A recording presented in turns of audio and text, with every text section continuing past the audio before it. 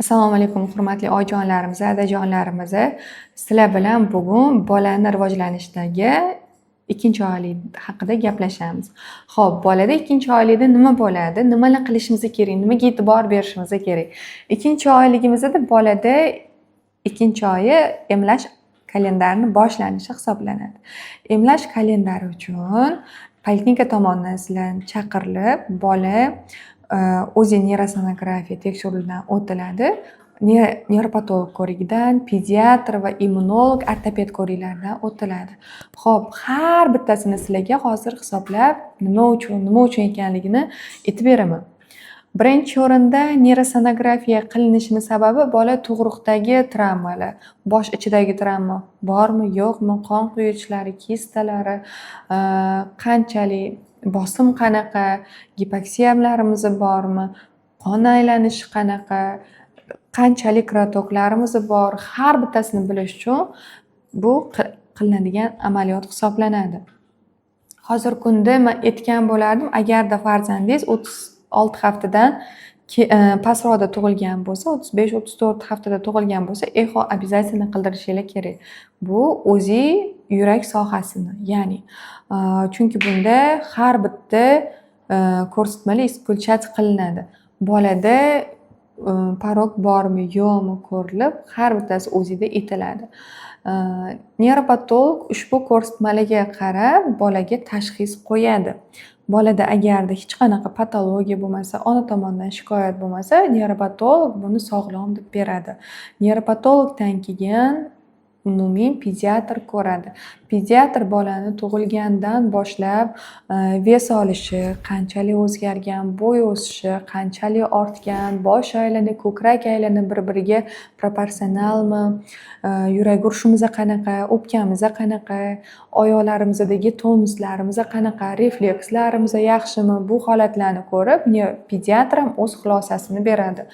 Ortopedga обязательно borishimiz kerak. Ya'ni ko'p bolada tug'ruqda suyak, son, chanoq chiqishimiz kuzatiladi. Ushbu holatni bilish uchun ortoped ko'rigiga borish kerak. Hozir kunda men maslahat berardim, asosan ortopedlar orasidagi xato deymiz, balki ortoped o'z tarafidan haqdir.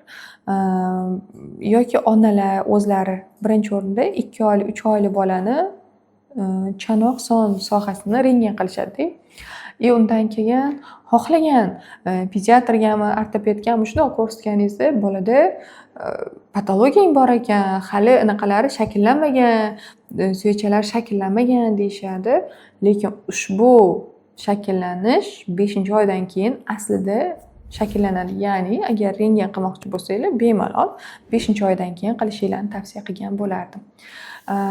Bundan keyin bolani emlashdan oldin, yana bir oldin immunolog ko'radi. Immunolog, neyropatolog, pediatr, ortopedning xulosasiga qarab, bolaga emlash kerakmi, yo'qmi, shuni hal qiladigan inson hisoblanadi. Bolada emlash oldik. Xo'p, ikkinchi oyda bolada 2 tomchi, 2 ukol emlash amaliyoti qilinadi va bunga qarshi bolada reaksiya beradi. Bermaydi emas, beradi. Bu yaxshi narsa. Reaksiya berishi yaxshi. Injiqlanishi, 38 gacha isitma bo'lishi bu tabiiy holat hisoblanadi. Rota vaksinatsiyasidan keyin, ya'ni tomchisidan keyin bolada ozroq ichib ketishi mumkin. Bu tabiiy holat. Nimaga shuncha vrachlardan o'tdik? Nimaga shuncha tekshiruvlar qildik? Bola sog'lomligi va emlashga tayyorligini bilish uchun. Agarda farzandingizda burun oqyaptimi, pediatr sizga ruxsat bermaydi. Ichib ketyaptimi, uni ko'rgan immunolog sizga ruxsat bermaydi. Agar ruxsat bergan taqdirda ham siz yo'q deyish haqqingiz bor.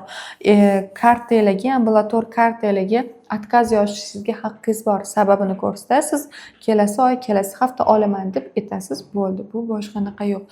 Agarda bolangiz sog', emlashga tayyor bo'ladigan bo'lsa, emlash olinish shart va zarur kerak hisoblanadi.